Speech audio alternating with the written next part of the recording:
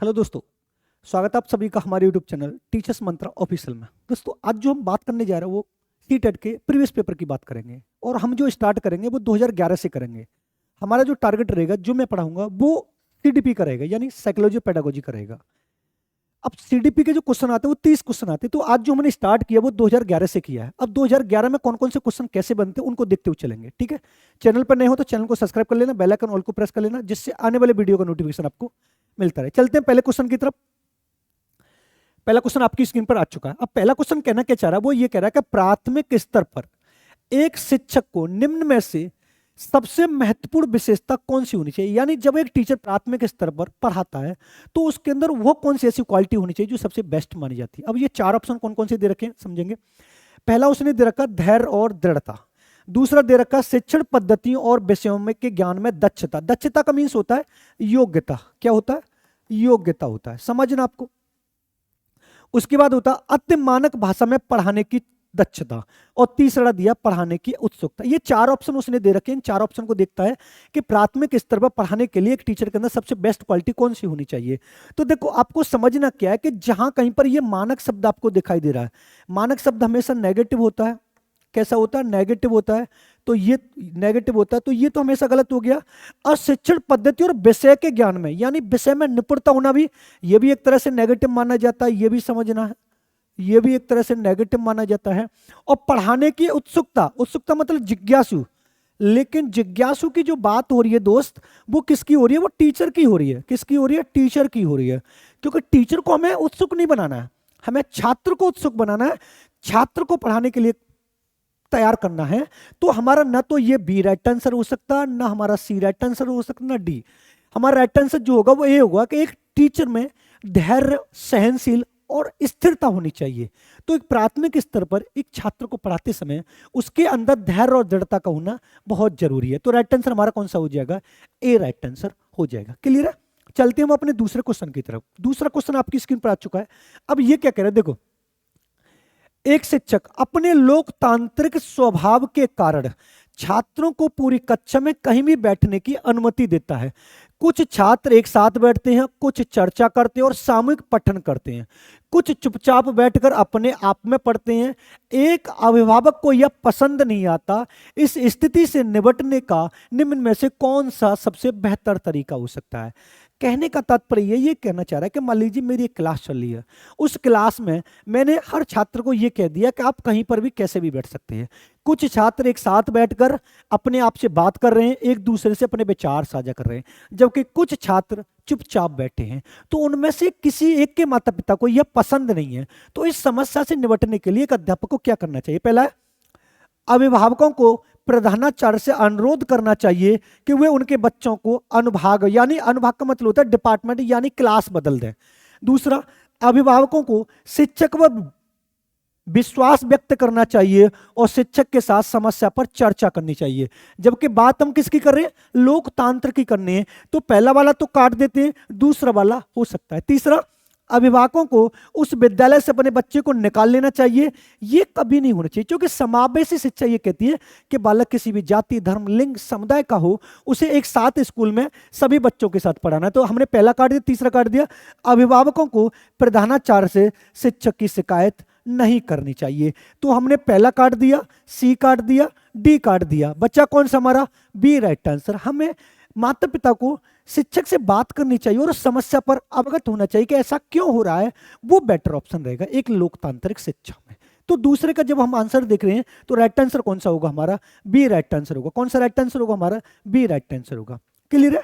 चलते हम अपने नेक्स्ट क्वेश्चन की तरफ।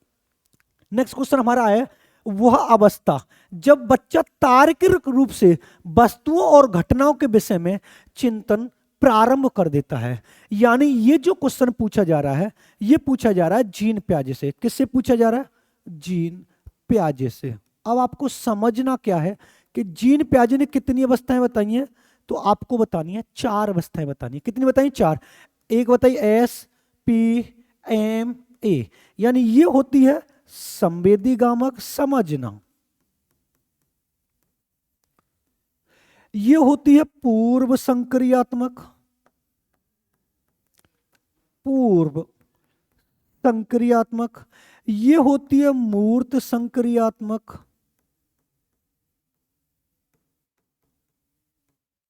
और ये होती है अमूर्त संक्रियात्मक। अब उसने पूछा है वस्तुओं और घटनाओं के बारे में चिंतन प्रारंभ कर देता है। इसका समय बताया था 0 से 2 वर्ष, इसका समय होता है 2 से 7 वर्ष, इसका समय 7 से 11, और इसका होता 11 से 15। तो इसका पैटर्न से देखेंगे, पहला दिया औपचारिक संक्रियात्मक अवस्था, पूर्व संक्रियात्मक अवस्था, मूर्त संक्रियात्मक अवस्था और संवेदीगामक अवस्था। यानी जब एक बालक किसी वस्तु, किसी घटना, किसी विषय में चिंतन प्रारंभ कर देता, वो ये सोचने लगता कि यार ये कार्य कैसे हुआ, तो वो कौन सी अवस्था कहलाएगी, तो इसका जो राइट आंसर होगा वो कौन सी अवस्था कहलाएगी, वो मूर्त संक्रियात्मक अवस्था कहलाएगी। कौन सी कहलाएगी, ये वाली अवस्था कहलाएगी। लेकिन इस प्रारंभ की जगह पर अगर वो ये कहता किस अवस्था में पूर्ण हो रहा है, तो फिर हमारी अवस्था हो जाती चौथी। ये नहीं समझना, जब एक बालक किसी विषय, किसी वस्तु, किसी परिस्थिति के बारे में चिंतन प्रारंभ कर रहा है, तो आप लगाइएगा मूर्त संक्रियात्मक अवस्था। जब वो चिंतन को पूर्ण कर लेता है तो आप लगाइए अमूर्त संक्रियात्मक अवस्था। लेकिन अगर वो आपसे पूछे कि वस्तु स्थायित्व की भावना किसमें पाई जाती है, तो आप लगाएंगे संवेदीगामक अवस्था में। अगर आपसे ये पूछे प्याजे की किस अवस्था में वस्तु स्थायित्व की भावना पाई जाती है, तो आप बताएंगे संवेदीगामक में। अगर आपसे पूछे किस अवस्था में भाषा विकास प्रारंभ होता है, भाषा विकास प्रारंभ होता है, तो आप बताएंगे पूर्व संक्रियात्मक अवस्था। मैंने 4 क्वेश्चन क्लियर करें। अगर प्याजे की किस अवस्था में वस्तु स्थायित्व की भावना पाई जाती है, संवेदीगामक अवस्था में। किस अवस्था में भाषा का विकास प्रारंभ होता है, पूर्व संक्रियात्मक अवस्था में। किस अवस्था में अमूर्त चिंतन प्रारंभ करता है, मूर्त संक्रियात्मक अवस्था में। किस अवस्था में अमूर्त चिंतन पूर्ण हो जाता है, औपचारिक संक्रियात्मक अवस्था में। ये है क्वेश्चन, क्योंकि प्याजे से कम 3 से 4 क्वेश्चन बनते हैं। और अगर आपसे पूछे प्याजे कितनी अवस्था, 4 है, एसपीएम में संवेदी, पूर्व, मूर्त और अमूर्त। क्लियर है। चलते हम अपने नेक्स्ट क्वेश्चन की तरफ। नेक्स्ट क्वेश्चन आपका आ चुका है, मन का मानचित्र। मन का मानचित्र समझते, ये कह रहा है कि आपके मन की जो कल्पना है, जो इमेजिनेशन है, जो आप इमेज बनाते हैं, जो आप अपने मन में इमेजिनेशन करते हैं, आप अपने मन में कल्पना करते हैं, उसका संबंध किससे है। पहला दिया साहसिक कार्यों की क्रिया योजना से। मन का पहला दिया साहसिक कार्यों की क्रिया योजना बनाने से। दूसरा मन का चित्र बनाने से। मन की क्रियाशीलता पर अनुसंधान से। बोध समझ बढ़ाने की क्षमता से। कौन सा राइट आंसर हो सकता है।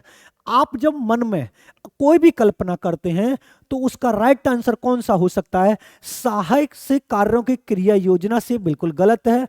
मन का चित्र बनाने से बिल्कुल गलत है। मन की क्रियाशीलता पर अनुसंधान हो सकता है। बोध समझ बढ़ाने की तकनीकी के, तो राइट आंसर हमारा कौन सा हो जाएगा, बोध समझ बढ़ाने की तकनीकी से। हम अपने मन में, दिमाग में इमेजिनेशन इस वजह से करते हैं कि हम ज्यादा से ज्यादा वस्तुओं को या ज्यादा से ज्यादा कॉन्सेप्ट को हम समझ सके। जब हम ज्यादा से ज्यादा वस्तु और कॉन्सेप्ट को समझेंगे तो हमारा आराम से हो जाएगा। तो आपसे ये पूछे मन का मानचित्र संबंधित किससे है, तो छात्रों की बोध और समझ को बढ़ाने के लिए मन का मानचित्र के संबंधित है। नेक्स्ट क्वेश्चन की तरफ चलते हैं। छठवां क्वेश्चन आपकी स्क्रीन पर आ चुका है, सॉरी 5वां। विशेष रूप से प्राथमिक स्तर पर छात्रों के सीखने संबंधी समस्याओं को संबोधित करने का सबसे बेहतर तरीका कौन सा है। यानी जब आप प्राथमिक स्तर पर पढ़ाते हैं, पढ़ाते समय जब एक छात्र सीखते समय समस्याओं से संबंधित होता है, वो समस्याओं को समझने का सबसे बेहतर तरीका कौन सा होगा, इसके बारे में जानकारी करनी है। तो पहला आपको बताना है महंगी और चमकदार सहायक सामग्री का प्रयोग करना। अगर कहीं पर प्राथमिक स्तर पर, अगर आपको प्राथमिक स्तर पर महंगी और चमकदार वस्तुएं आती हैं तो आप कभी मत लगाना। सरल और रोचक पाठ्य पुस्तकों का प्रयोग करना, यह हो सकता है। कहानी कथन पद्धति का प्रयोग करना, अक्षमता के अनुरूप विभिन्न शिक्षण सामग्री का प्रयोग करना, यह भी गलत होगा और यह भी गलत होगा।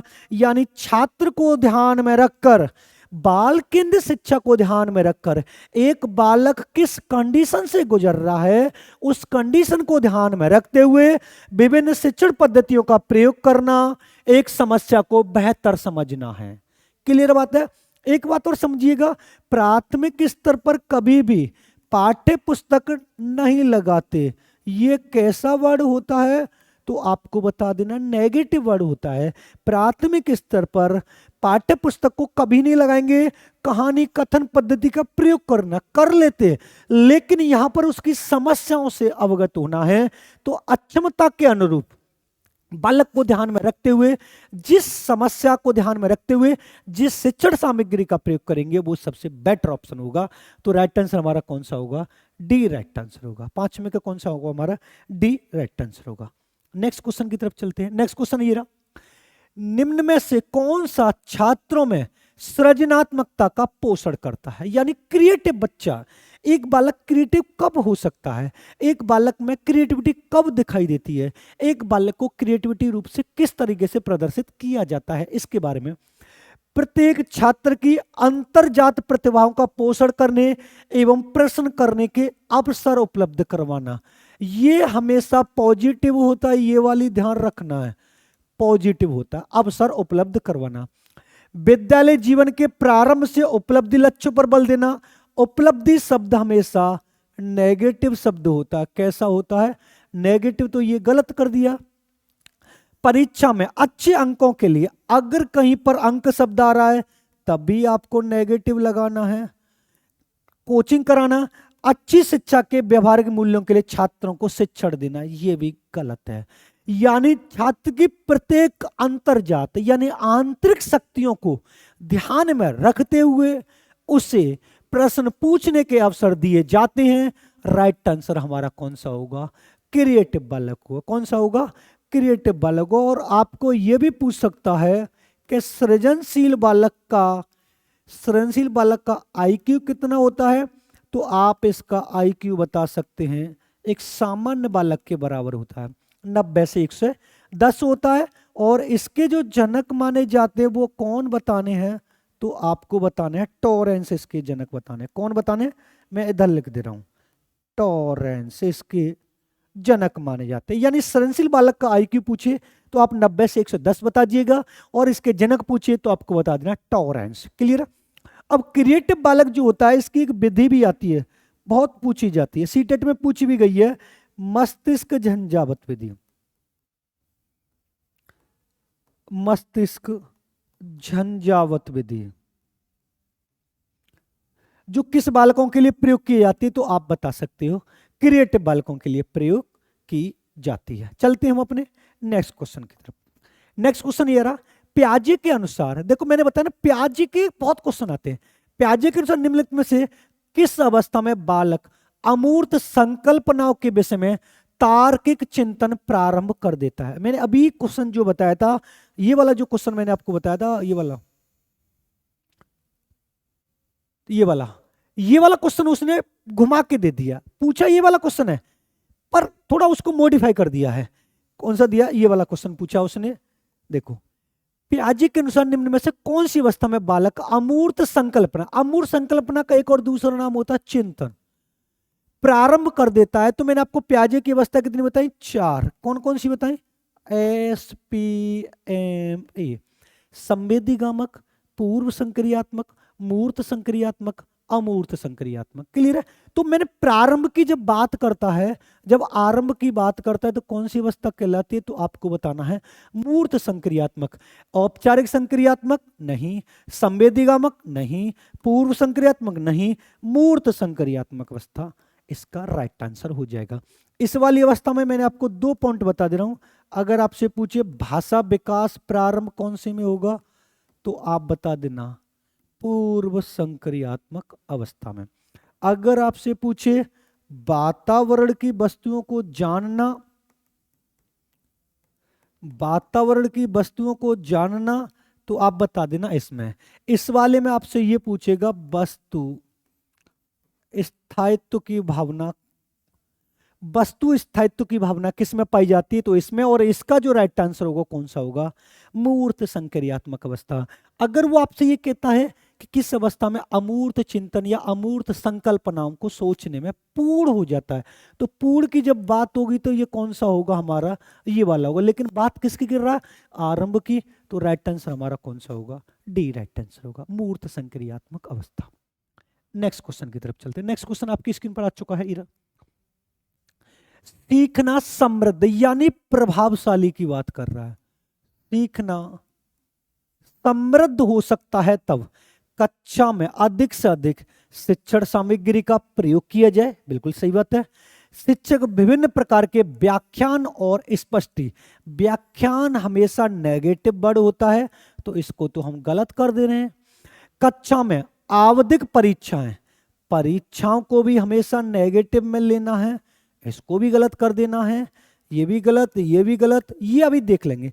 वास्तविक दुनिया से उदाहरणों को, वास्तविक दुनिया से उदाहरणों को कक्षा में लाया जाए, जैसे छात्र एक दूसरे से अंतःक्रिया करते करें। या तो ये वाला होगा ये वाला, लेकिन इसकी अपेक्षा ये हमारा बेटर ऑप्शन लग रहा है कि वास्तविक दुनिया की, यानी जब हम उनके जीवन से संबंधित अनुभवों को लेकर आएंगे और वहां पर क्लास में प्रयोग करेंगे तो एक बालक ज्यादा सीखेगा। मान लीजिए मैं आपको पढ़ा रहा हूं और मैं एग्जाम्पल आपके घर के आसपास के माहौल का दूं, आपके जीवन से संबंध दूं, तो आपको ज्यादा समझ में आएगा।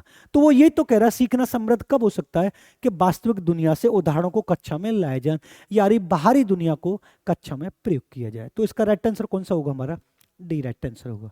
नेक्स्ट क्वेश्चन देखिए। नेक्स्ट क्वेश्चन क्या कह रहा है? निम्न में से कौन से कथन को सीखने की प्रक्रिया की विशेषता के रूप में नहीं माना जाएगा? यानी ऐसा कौन सा कथन है जो सीखने की प्रक्रिया के रूप में नहीं माना जाता? पहला, सीखना एक व्यापक प्रक्रिया है, सीखना लक्ष्योन्मुखी प्रक्रिया है, अनअधिगम भी सीखना प्रक्रिया, यानी अधिगम का मतलब होता है विद्यालय के बाहर भी। शैक्षिक संस्थान ही एकमात्र, ये क्या आ रहा है? एकमात्र, और एकमात्र आ गया तो नेगेटिव, और ये पूछ क्या रहा है हमारा? नेगेटिव ही तो पूछ रहा है। क्या पूछ रहा है? नेगेटिव ही पूछ रहा है। तो राइट आंसर हम कौन सा लगा देंगे? D right answer. सीखना जीवन पर्यंत चलता है, ये वाली बात ठीक है। सीखना लक्ष्यपूर्ण होता है, ये उद्देश्यपूर्ण, ये भी ठीक है। सीखना विद्यालय के बाहर और विद्यालय के अंदर दोनों भी होता है। और कौन सी विशेषता नहीं मानी जाती है? तो शैक्षिक संस्थान ही एकमात्र, यानी आपको सीटेट में अगर कहीं पर ये वाला वर्ड दिखाई देता है एकमात्र, एकमात्र हमेशा नेगेटिव वर्ड होता है, तो वो हमारा गलत आंसर हो जाएगा। क्लियर है? नेक्स्ट चलते हैं। नेक्स्ट क्वेश्चन आ गया, 5वीं कक्षा के दृष्टिबाधित यानी अंधे बालक की बात हो रही है। किस बालक की बात हो रही है? अंधे बालक की बात हो रही है। आप कक्षा 5 को पढ़ा रहे, कक्षा 5 में आपकी क्लास में एक दृष्टिबाधित यानी एक अंधा बालक बैठा हुआ है, तो आप क्या करेंगे कि माता पिता और मित्रों द्वारा उसे दैनिक कार्य को करने में सहायता की जानी चाहिए। देख लेंगे। उसे छात्र के साथ कक्षा में सामान्य रूप से व्यवहार किया जाना चाहिए और श्रव्य सीडी के माध्यम से सहायता उपलब्ध करवानी चाहिए, ये भी देख ले। के साथ कक्षा में विशेष व्यवहार किया जाना चाहिए, को निचले स्तर के कार्य करने में छूट दी जानी है। कौन सा होगा? 5वीं कक्षा के दृष्टिबाधित, उसमें क्या होगा कि माता पिता और मित्र, माता पिता का तो कोई रोल नहीं होता, के साथ कक्षा में सामान्य रूप से व्यवहार किया जाना चाहिए और सीडी के माध्यम से ये हो सकता है। के साथ विशेष व्यवहार कभी नहीं करना है, निचले स्तर कभी नहीं कर रहा है। हमारा राइट आंसर कौन सा होगा? बी राइट आंसर होगा। सामान्य व्यवहार करेंगे लेकिन उसे सुनने वाले श्रव्य सामग्री के आधार पर उसे थोड़ा हम शिक्षा ग्रहण करेंगे। अब अंधे बालक के जनक पूछे तो आपको बता देना है लुई ब्रेले। कौन बताना है? Louis Braille. और लुई ब्रेले की एक विधि भी है जो पूछी जाती है, ब्रेल लिपि विधि।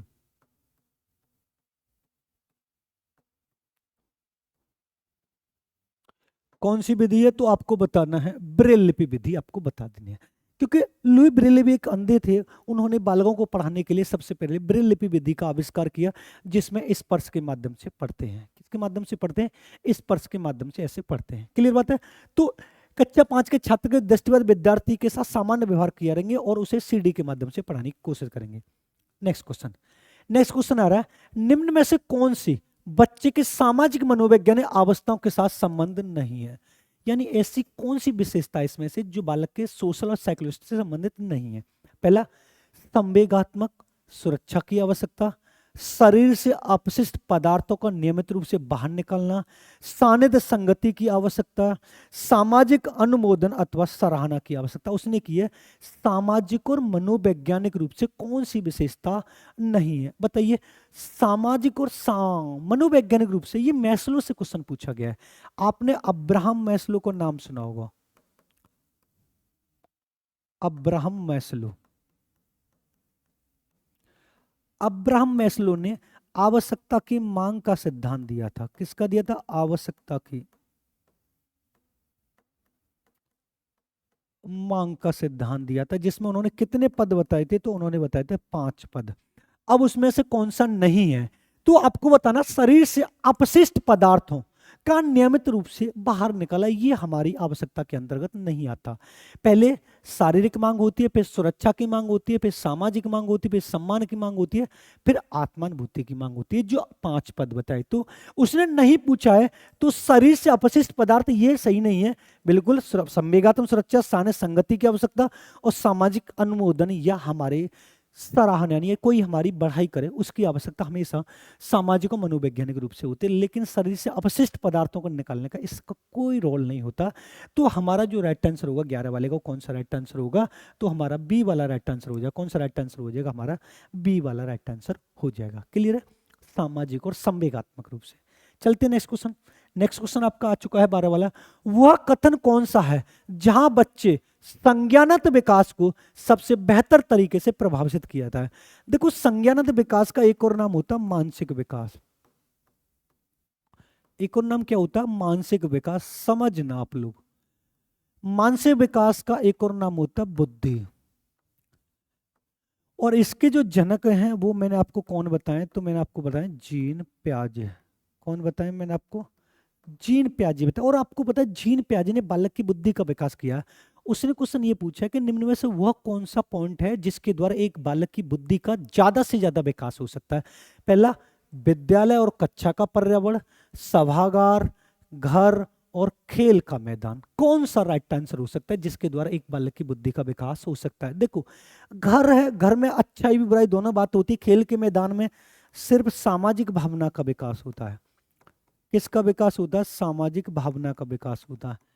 ये आपको अच्छे से समझ में आना चाहिए। किसका विकास हो रहा है? सामाजिक भावना का विकास। जबकि इसका राइट आंसर जो होगा वो कौन सा होगा? विद्यालय और क्लास का जो माहौल होता है, अगर आपको रटने वाले मिलेंगे छात्र और क्लास भी बिल्कुल एकदम रटने वाली मिलेगी तो फिर गड़बड़ हो जाए। अगर आपको क्लास अच्छी मिली है तो क्लास में और विद्यालय में आपका सबसे ज्यादा बुद्धि का विकास होगा। ये वाली बात आपको बहुत अच्छे तरीके से समझ में आनी चाहिए। उसने ये पूछा निम्न में से वो कौन सा पॉइंट है जिसके द्वारा बालक की संज्ञान विकास को विकसित किया जा सकता है? मैंने उसका दूसरा नाम क्या बताया? मानसिक विकास बताया। इसका दूसरा नाम क्या? बुद्धि। और इन तीनों के जो जनक मैंने आपको बताए, इन तीनों के जो जनक मैंने आपको बताए वो कौन बताएं? वो जीन पियाजे बताएं। कौन बताएं? जीन पियाजे बताएं। क्लियर है? आपकी समझ में आ गया हुआ? चलते हम अपने नेक्स्ट क्वेश्चन की तरफ। नेक्स्ट क्वेश्चन आपका आ चुका है, खाली जगह को एक अभिप्रेरित शिक्षण का संकेतक माना जाता है। यानी इन चारों में से वो कौन सा पॉइंट है जिसके द्वारा आपको मोटिवेट किया जाता है, जिसके द्वारा आपको थोड़ा आगे बढ़ाया जाता है कि आप मोटिवेट होंगे तो आपके लिए काम होगा?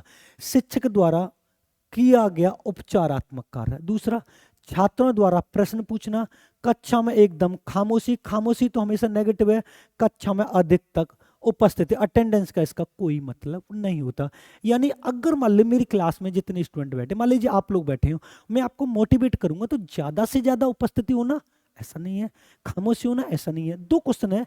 शिक्षक द्वारा दिया गया उपचारात्मक कार्य ये होता है अगर मेरी क्लास में एक बालक, दो बालक, तीन बालक, या मेरी क्लास में हर स्टूडेंट ज्यादा से ज्यादा प्रश्न कर रहा है तो इसका मतलब उनकी समझ में आ रहा है और वो मोटिवेट हो रहे हैं।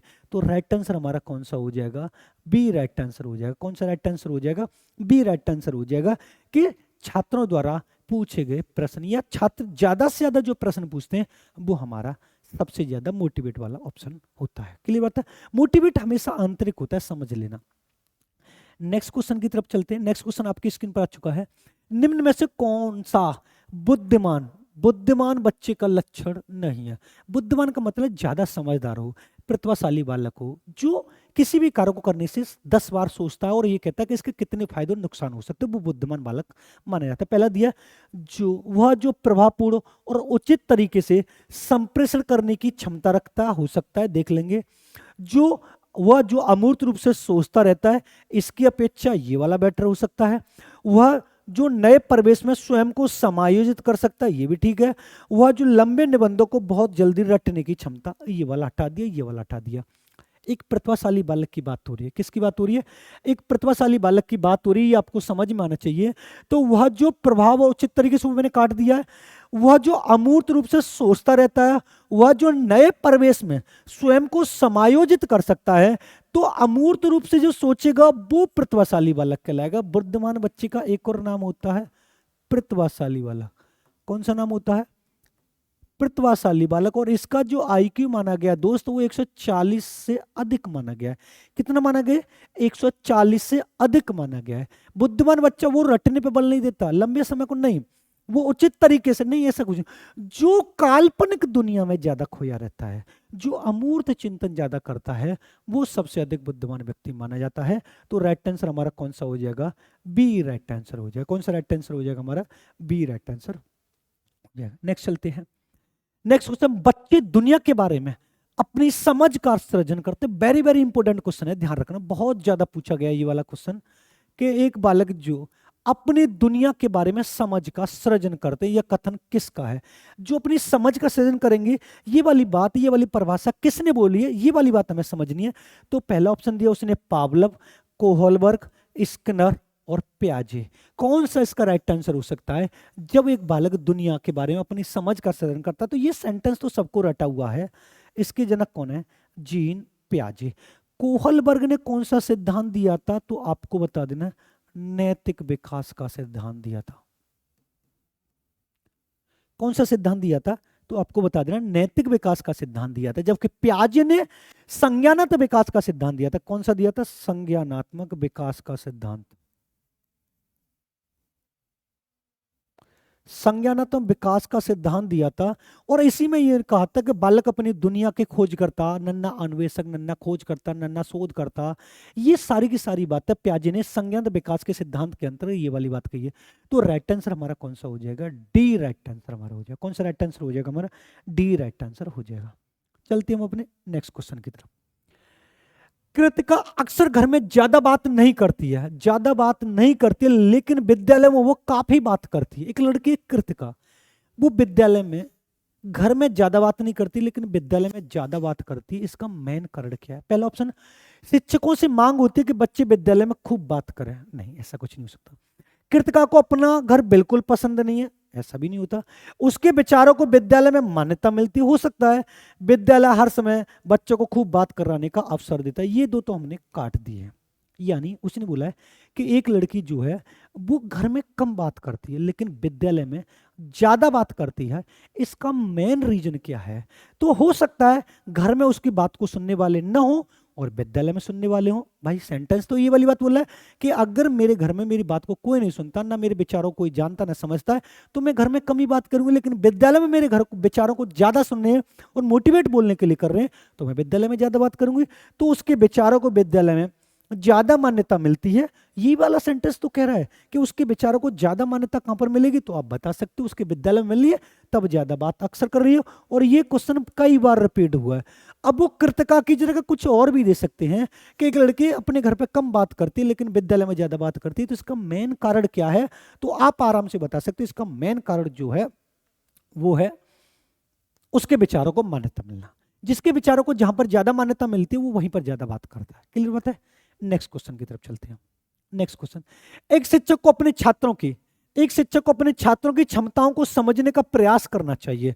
निम्नलिखित में से कौन सा क्षेत्र इस के साथ उद्देश्य? मान लीजिए मैं अपनी क्लास कर रहा हूं, मैं अपनी क्लास को करते समय मैं अपने छात्रों की क्षमता मतलब योग्यता, कौन सा व्यक्ति किस कार्य को करने के लिए योग्य है, कौन से व्यक्ति में कितनी कार्य करने की क्षमता है, इसको समझने के लिए मुझे कौन सा होना चाहिए? सामाजिक दर्शन, मीडिया मनोविज्ञान, शिक्षा मनोविज्ञान और शिक्षा समाजशास्त्र। यानी एक बालक को समझने के लिए किसका ज्ञान होना जरूरी है? तो ये भी गलत, ये भी गलत, ये भी गलत। किसका ज्ञान होना जरूरी है? तो आपको बता देना, शिक्षा मनोविज्ञान का ज्ञान होना जरूरी, क्योंकि मनोविज्ञान एक बालक के व्यवहार का अध्ययन करता है। बालक का व्यवहार दो प्रकार का होता है, नियंत्रित और अनियंत्रित। अब मनोविज्ञान में सबसे ज्यादा महत्वपूर्ण जो रखा गया वो बालक को रखा गया। और यहाँ पर बात किसकी हो रही है? छात्र की हो रही है। जब एक छात्र को ध्यान में रखकर या छात्र की योग्यताओं को ध्यान में रखकर हम कार्य करते हैं, तो उसके लिए एक टीचर को साइकोलॉजिस्ट पढ़ के आना है, साइकोलॉजी पढ़ के आना है। तो शैक्षिक मनोविज्ञान वही तो कह रहा है। तो राइट आंसर हमारा कौन सा होगा? शिक्षा मनोविज्ञान हमारा राइट आंसर होगा। तो हमारा 17वें का आंसर कौन सा होगा? शिक्षा मनोविज्ञान से संबंधित होगा। नेक्स्ट क्वेश्चन की तरफ चलते हैं।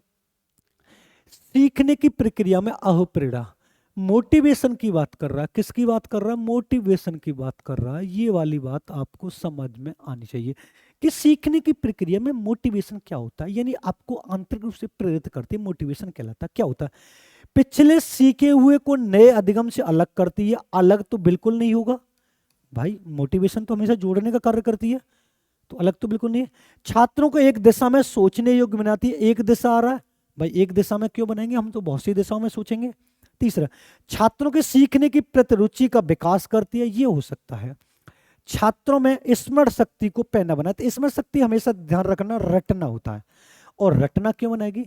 छात्रों में सीखने के प्रति रुचि जागृत करती है। मान लीजिए आप सीटेट पास करेंगे, सीटेट पास करेंगे तो आप सुपर टेट में मौका मिलेगा, फिर टीचर बनेंगे, फिर पैसे आएंगे, सैलरी आएगी, फिर आपकी शादी होगी, फिर आपकी पूरी जिंदगी सुधर जाएगी। ये सारी की सारी बातें मैं आपको बता रहा हूं, तो मैं आपको क्या कर रहा हूं? मोटिवेट ही तो कर रहा हूं। क्या कर रहा हूं? मैं आपको मोटिवेट ही तो कर रहा हूं। अब मोटिवेट आपको कर रहा हूं तो आप सीखेंगे। तो छात्रों में सीखने के प्रति किसका विकास करती है? रुचि का विकास करती है। तो राइट आंसर हमारा कौन सा हो जाएगा? सी राइट आंसर हो जाएगा। कौन सा राइट आंसर हो जाएगा? हमारा सी राइट आंसर होगा। ये वाली बात आपको समझ में आनी चाहिए। क्लियर बात है? तो राइट आंसर हमारा कौन सा होगा? सी राइट आंसर होगा। कौन सा राइट आंसर होगा? हमारा सी राइट आंसर हो गया। नेक्स्ट क्वेश्चन की तरफ चलते हैं। शिक्षा के क्षेत्र में पाठ्यचर्या शब्दावली, पाठ्यचर्या शब्दावली किसकी ओर संकेत करती है? पाठ्यचर्या यानी सिलेबस की बात कर रहा है, करिकुलम की बात कर रहा है कि पाठ्यचर्या जो शब्दावली वो किसकी ओर संकेत कर रही है? तो ये वाला समझना है।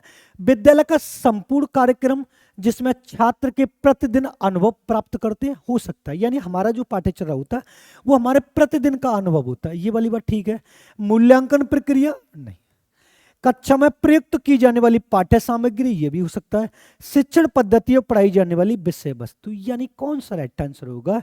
जो पाठ्यचर्या में, शिक्षा के क्षेत्र में पाठ्यचर्या शब्दावली विद्यालय का संपूर्ण कार्यक्रम जिसमें छात्र प्रतिदिन अनुभव प्राप्त करते हैं, वो हमारा पाठ्यचर्या कहलाता है। पाठ्यचर्या यानी करिकुलम दो प्रकार का होता है। एक जीवन के प्रत्येक पहलू पर होता है, एक विद्यालय, विद्यालय के बाहर भी हो सकता है और विद्यालय के अंदर भी हो सकता है। यानी जो हम डेली अनुभव सीखते हैं वो हमारा पाठ्यचर्या के रूप में प्रयोग किया जाता है। क्लियर बात है? क्वेश्चन आपकी समझ में आ गया कि शिक्षा के क्षेत्र में पाठ्यचर्या शब्दावली मूल्यांकन प्रक्रिया नहीं होता कक्षा में, क्लास में तो बिल्कुल नहीं, जबकि शिक्षा के क्षेत्र की बात हो रही तो ये भी नेगेटिव है। शिक्षण पद्धति पढ़ाते समय नहीं, शिक्षा के क्षेत्र में यानी व्यापक स्तर पर जो प्रयोग किया जाता है वो हमारा राइट आंसर हो जाएगा। तो इसका जो राइट आंसर होगा कौन सा होगा? ए राइट आंसर होगा। नेक्स्ट क्वेश्चन की तरफ चलते हैं। निचली कक्षाओं में शिक्षण की खेल पद्धति मूल रूप से आदत है। निचली कक्षाओं में शिक्षण पद्धति खेल पद्धति मूल रूप से आधारित है। यानी जब हम खेल विधि को लेकर आते हैं तो आपको यह भी पता है खेल विधि के जनक कौन है, तो आपको पता होना चाहिए फ्रॉवेल है। कौन है इसके जनक? तो आपको पता होना चाहिए फ्रॉवेल है। मूल रूप से क्यों आदत है? शिक्षण पद्धति के सिद्धांतों पर, विकास एवं वृद्धि के मनोवैज्ञानिक सिद्धांतों पर, शिक्षण के समाजशास्त्री सिद्धांतों पर, शारीरिक शिक्षा कार्यक्रमों के सिद्धांतों पर। कौन सा राइट आंसर हो सकता है कि खेल पद्धति निचली कक्षाओं में किस पर आधारित हो सकती है? एक तो मैंने ये वाला हटा दिया, एक मैंने ये वाला हटा दिया। विकास एवं वृद्धि के मनोवैज्ञानिक सिद्धांतों पर या शारीरिक शिक्षा कार्यक्रमों के सिद्धांतों पर होती है। खेल पद्धति की बात हो रही, किसकी बात हो रही? खेल पद्धति की बात हो रही। तो कौन सा राइट आंसर होगा? मनोवैज्ञानिक वृद्धि और विकास के सिद्धांतों पर आधारित होगी ये शारीरिक क्रियाओं के। अब खेल खेलेंगे तो शरीर का प्रयोग करेंगे, तो राइट आंसर ये होगा या ये होगा? इसके दोनों राइट आंसर माने जा सकते हैं। अब दोनों में से सीबीएसई किसको मान रहा है वो आपको देख लेना है, क्योंकि विकास और वृद्धि भी ठीक हो सकता है और शारीरिक, अगर दोनों में देखा जाए तो शारीरिक शिक्षा कार्यक्रमों पर सिद्धांत आधारित होता है खेल पद्धति। क्लियर है? तो हमारा 20 का राइट आंसर कौन सा होगा? शारीरिक शिक्षा कार्यक्रम। लेकिन वृद्धि और विकास के सिद्धांतों पर भी आधारित मानी जाती है, क्योंकि वृद्धि और विकास हम खेल से भी ज्यादा कर लेते हैं। नेक्स्ट क्वेश्चन आता है आपकी स्क्रीन पर। नेक्स्ट क्वेश्चन है, जब एक बच्चा अतीत यानी पूर्व में, अतीत की समान परिस्थितियों में की गई अनुक्रियाओं के आधार पर नई अनुक्रियाओं को करता है, या किससे संबंध है? यानी जब पूर्व ज्ञान, समझना क्या है, जब पूर्व ज्ञान नवीन ज्ञान को सीखने में सहायक होता है, तो वो किससे संबंधित माना जाता है? सीखने के प्रभाव का नियम, सीखने की प्रक्रिया अभिवृत्ति का नियम, सीखने की तत्परता का नियम, सीखने का सादृश्य। सादृश्य होता है जब आपके सामने कोई वस्तु रखी है, जब आपके सामने कोई वस्तु रखी है, सामने वस्तु रखी है और पूर्व अतीत की समान परिस्थितियों की गई। तत्परता का नियम, आप तैयार रहें यानी सीखने के लिए तैयार रहें। अभिवृत्ति का नियम क्या होता है, मतलब आपके व्यवहार के द्वारा जो हम सीखे जा रहे हैं। और प्रभाव का नियम क्या कहलाता है कि जब पूर्व में गलत अनुक्रियाओं को छोड़ना और अच्छी अनुक्रियाओं को अपनाना, यानी गलत अनुक्रियाओं को छोड़ना और अच्छी अनुक्रियाओं को अपनाने के लिए हम जो भी क्रिया करते हैं वो हमारा कौन सा नियम कहलाता है, प्रभाव का नियम कहलाता है। मान लीजिए जब एक गलत अनुक्रिया ये है और ये सही अनुक्रिया है, तो मैं गलत अनुक्रिया को पूर्व में जो किया उसको क्यों दोहराऊंगा दोबारा, मैं तो सही अनुक्रिया जो पूर्व में की उसको दोहराऊंगा ना। तो प्रभाव का नियम ये कहता है मेरे दोस्त कि जब हम सही अनुक्रिया सीखते समय सही अनुक्रियाओं को अपनाते चलो, गलत अनुक्रियाओं को छोड़ते चलें। गलत अनुक्रिया पूर्व में छोड़ी है तो मैं उसको क्यों दोबारा अपनाऊंगा, मैं तो सही अनुक्रिया को अपनाऊंगा ना। तो राइट आंसर हमारा कौन सा हो जाएगा, सीखने के प्रभाव का नियम कहलाएगा। क्लियर बात है। नेक्स्ट क्वेश्चन की तरफ चलते हैं। खाली जगह प्रतिभाशाली होने का संकेत नहीं है। प्रतिभाशाली बालक का जो IQ होता है वो कितना होता है, 140 प्लस होता है। अगर इसके जनक की बात करें तो आपको बता देना टर्मन होता है। इसके जनक कौन है तो आप बता सकते हैं इसके टर्मन है। और उसने पूछा कि प्रतिभाशाली बालक का कौन सा संकेत नहीं है। क्लियर बात है। पहला उसने दिया दूसरों के साथ झगड़ना, भाई वो क्यों झगड़ेगा। अभिव्यक्ति में नवीनता हो सकता है, जिज्ञासा हो सकता है और सृजनात्मक विचार। अब कौन सा नहीं है, तो ये तीनों तो इसके ठीक है ना। राइट आंसर ए होगा, दूसरों के साथ झगड़े का क्यों। भाई प्रतिभाशाली बालक जो होता है, जो गॉड गिफ्टेड होते हैं, जो साइंटिस्ट बनते हैं, DRDO में IAS बनते हैं, PCS बनते हैं, अच्छे अच्छे वैज्ञानिक बनते हैं, नई नई खोज करते हैं, तो वो झगड़ेंगे क्यों दूसरों के साथ। वो तो बुद्धिमान बच्चे हैं तो वो क्यों झगड़ेंगे। और कौन से प्रतिभाशाली बालक का संकेत नहीं है, तो दूसरों के साथ झगड़ना प्रतिभाशाली बालक का संकेत नहीं है। और उसने कौन पूछा, नहीं है। अगर आपसे पूछे प्रतिभाशाली बालक का IQ कितना होता है तो आप 140 प्लस बता सकते हैं। इसके जनक कौन होते हैं तो आप टर्मन बता सकते हैं। क्लियर बात है। तो 22 का हमारा कौन सा राइट आंसर हो जाएगा, तो हमारा राइट आंसर होगा ए, राइट आंसर हो जाएगा। क्लियर बात है। चलते हम अपने नेक्स्ट क्वेश्चन की तरफ। 23 क्वेश्चन आ गया, विशेष आवश्यकता वाले बच्चों। विशेष आवश्यकता वाले बच्चों को शिक्षण उपलब्ध कराई जानी चाहिए। यानी विशेष आवश्यकता वाले होते हैं विकलांग या दिव्यांग बच्चे कहलाते हैं, विकलांग या दिव्यांग बच्चे कहलाते हैं।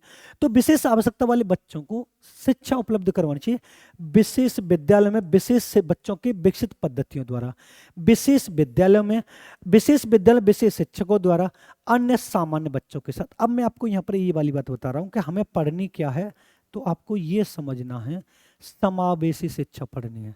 क्या पढ़नी है, समावेशी शिक्षा। और समावेशी शिक्षा में सभी को शामिल किया जाता है, सभी को शामिल किया जाता है।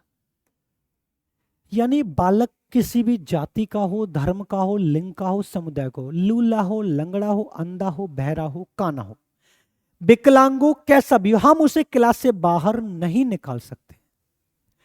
जब विशेष आवश्यकता वाला बच्चा होगा तो उसे सामान्य बच्चों के साथ पढ़ाएंगे। ये वाला ऑप्शन हमें इसमें देखना है कि सामान्य बच्चों के साथ कौन सा वाला ऑप्शन है। तो देखो विशेष विद्यालय कभी भी मत लगाना, ध्यान रखना। विशेष विद्यालय ये भी गलत है, विशेष शिक्षक कभी नहीं लगाना। हमेशा सामान्य बच्चों के साथ हमें उसको पढ़ाना है, हमेशा सामान्य बच्चों के साथ उसे सामान्य विद्यालय में शिक्षा ग्रहण करानी है। राइट आंसर हमारा कौन सा हो जाएगा, अन्य सामान्य बालकों के साथ। समावेशी शिक्षा ये कहती है कि सभी बालकों को सामान्य बालकों के साथ एक साथ पढ़ाना समावेशी शिक्षा कहती है। किसी के लिए हम अलग से न शिक्षण की व्यवस्था करेंगे न विद्यालय की व्यवस्था करेंगे। क्लियर बात है। चलते हम अपने नेक्स्ट क्वेश्चन की तरफ।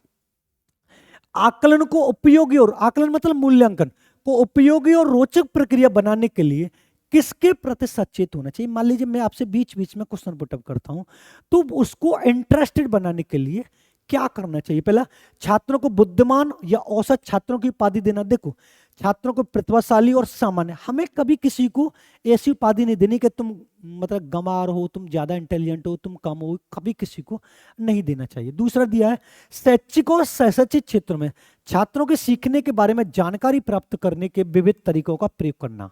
ये हो सकता है, इसकी अपेक्षा ये हो सकता है, देख लेंगे अभी, ठीक है।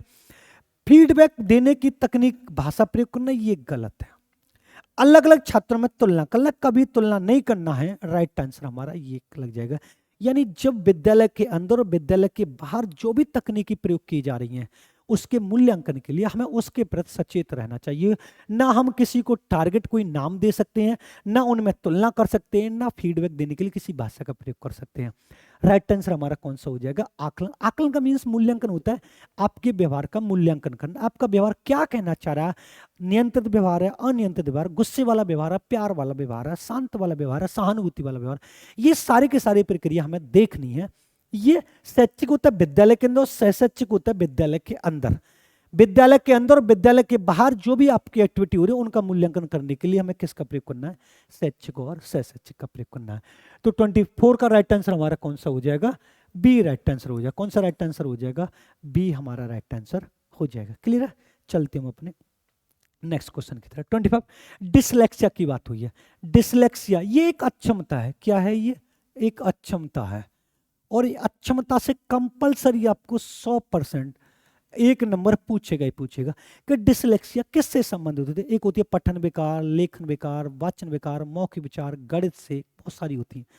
तो पहले पूछे उसने गणितीय विकार, पठन विकार, व्यवहार संबंधी विकार या मानसिक विकार, कौन सी हो सकती है? देखो गणित से संबंधित कौन सी होती है तो आपको बता देना डिस्कैलकुलिया। कौन सी होती है तो आपको बताना डिस्कैलकुलिया। कौन सी होती है? डिस्कैलकुलिया। और पठन से संबंधित होती है डिसलेक्सिया। तो हमारा जो राइट आंसर होगा वो कौन सा होगा?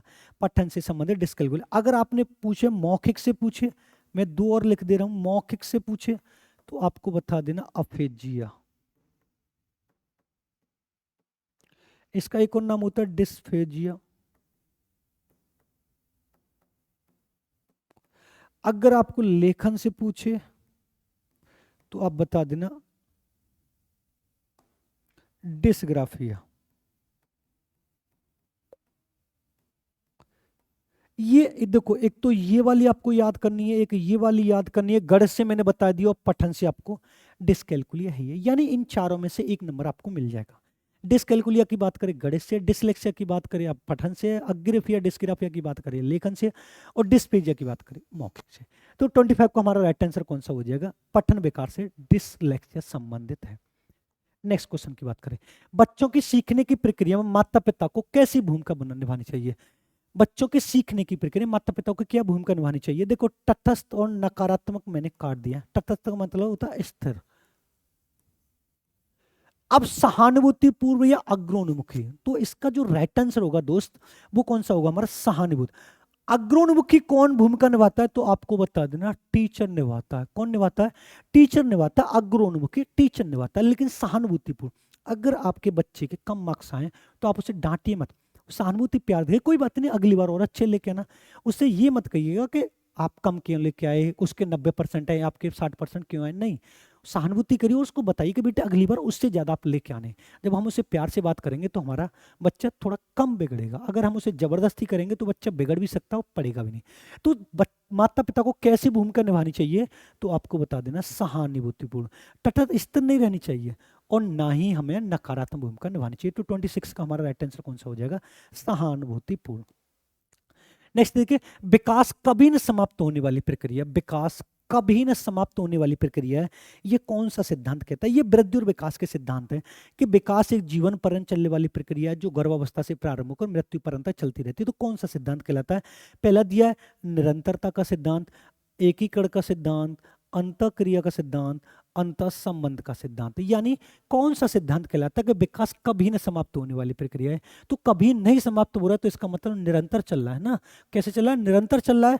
तो राइट आंसर हमारा कौन सा हो जाएगा? ए राइट आंसर हो जाएगा कि विकास कभी न समाप्त होने वाली प्रक्रिया है। वो इसको ऐसे भी दे सकता है, विकास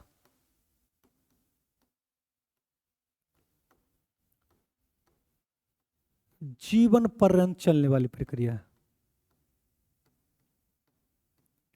चलने वाली प्रक्रिया है।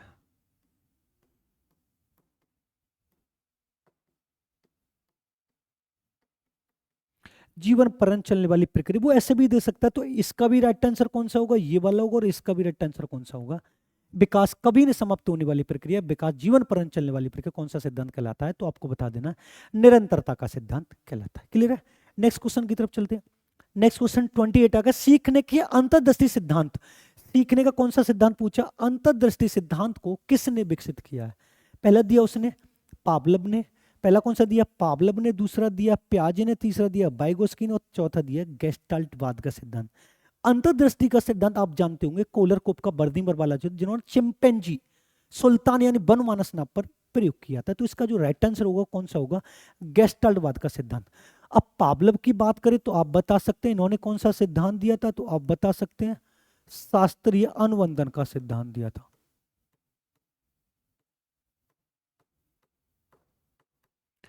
जीन पियाजे ने कौन सा सिद्धांत दिया था, तो आप बता सकते हैं संज्ञानात्मक विकास का सिद्धांत। वाइगोस्की ने कौन सा दिया सिद्धांत दिया था, तो आप बता सकते सामाजिक विकास का सिद्धांत। डायरेक्ट पूछा उसने। और गेस्टाल्टवाद में कौन कौन आते हैं, तो आपको बता सकते हैं कोहलर, कोफका, बर्दिमर। क्योंकि अंतर्दृष्टि सिद्धांत का एक और नाम क्या है गेस्टाल्टवाद या सिद्धांतवादी सिद्धांत कहलाता है, जो संज्ञानात्मवाद के अंतर्गत आते हैं। क्लियर बात है। नेक्स्ट क्वेश्चन की तरफ चलते हैं। नेक्स्ट क्वेश्चन हमारा है निम्नलिखित में से किस अवस्था में बच्चे अपने समवयस्क के सक्रिय सदस्य बन जाते हैं, यानी समवयस्क यानी अपनी एज के सक्रिय सदस्य बन जाते हैं। पहला दिया है प्रौढ़ावस्था। प्रौढ़ावस्था कब होती है, तो आप समझ लीजिए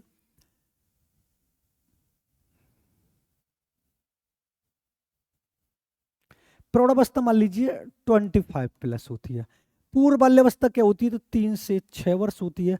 बाल्यावस्था 6 से 12 वर्ष होती है। किशोरावस्था 12 से 18 वर्ष होती है। अब अपनी एज के सक्रिय सदस्य एक्टिव पर्सन बन जाते हैं।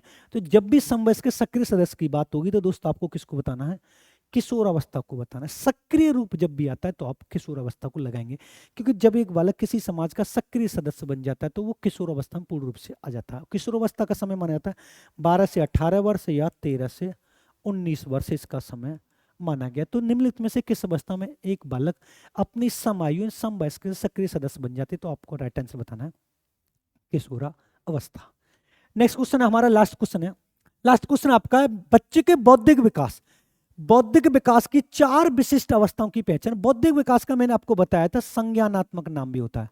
उसने पूछा संज्ञानात्मक विकास की 4 अवस्थाएं किसने बताई हैं। संज्ञानात्मक विकास की 4 अवस्थाएं कितने बताई हैं। पहला एरिक एरिक्सन है, दूसरा स्किनर है, तीसरा पियाजे है और लास्ट में इन्होंने कोहलबर्ग दिया है। वो आपसे ये पूछ रहा है कि संज्ञान विकास की 4 अवस्थाओं का वर्णन निम्नलिखित में से किसने किया। ये वाली बात आपको समझ में आनी चाहिए। तो पहला दिया उसने एरिक एरिक्सन, तीसरा दिया स्किनर, उसके बाद दिया पियाजे और उसके बाद दिया कोहलबर्ग। कौन सा राइट आंसर हो सकता है। देखो एरिक एरिक्सन ने कौन सा सिद्धांत दिया था, तो आपको बता देना मनोसामाजिकता का सिद्धांत दिया था। समझना आप लोग, मनोसामाजिकता का सिद्धांत दिया। जबकि बात वो किसकी कर रहा है, संज्ञान विकास के सिद्धांत की बात कर रहा है। स्किनर ने जो दिया था ऑपरेंट कंडीशनिंग थ्योरी दी थी, ऑपरेंट कंडीशनिंग थ्योरी दी थी। बात किस कर रहा है, संज्ञान विकास की। जबकि इसका जो राइट आंसर होगा पियाजे होगा। और पियाजे ने जो 4 अवस्थाएं बताई थी मैंने आपको बताया था SPMA, संवेदीगामक, पूर्व, मूर्त और अमूर्त। जबकि कोहलबर्ग ने कौन सा सिद्धांत दिया था, तो मैंने आपको बताया था नैतिक विकास का सिद्धांत दिया था। कौन सा सिद्धांत दिया था, नैतिक विकास का सिद्धांत दिया था। संज्ञानात्मक का दूसरा नाम मानसिक भी हो सकता है, मानसिक का दूसरा नाम बौद्धिक भी हो सकता है, बौद्धिक का दूसरा नाम बुद्धि भी हो सकता है। जो उसकी 4 अवस्थाओं की बात करता है तो आप पियाजे को आराम से लगा सकते हैं। 4 अवस्था कौन कौन सी है, संवेदीगामक, पूर्व संक्रियात्मक, मूर्त संक्रियात्मक, अमूर्त। जब भी पियाजे की बात होगी तो आपके दिमाग में ये वाली ट्रिक अटैक होनी चाहिए, ये वाली। क्योंकि पियाजे से 1 या 2 क्वेश्चन तो वो आपसे ये पूछेगा कि पियाजे की दूसरी अवस्था कौन सी है, पियाजे की तीसरी अवस्था कौन सी है, पियाजे की पहली अवस्था कौन सी है। इस वाले भी आपके प्रैक्टिस सेट में देखा तो पियाजे के 4 क्वेश्चन है और चारों के चारों मैंने आपको बहुत अच्छे तरीके से कॉन्सेप्ट क्लियर के साथ समझाए। ये था हमारा आज का प्रैक्टिस सेट। अगर वीडियो पसंद आए तो वीडियो को लाइक करें, शेयर करें और चैनल पर नए हो तो चैनल को सब्सक्राइब कर लें, बेल आइकन ऑल को प्रेस कर लें, जिससे आने वाले वीडियो का नोटिफिकेशन आपको मिलता रहता है। मिलते हैं नेक्स्ट वीडियो में। धन्यवाद।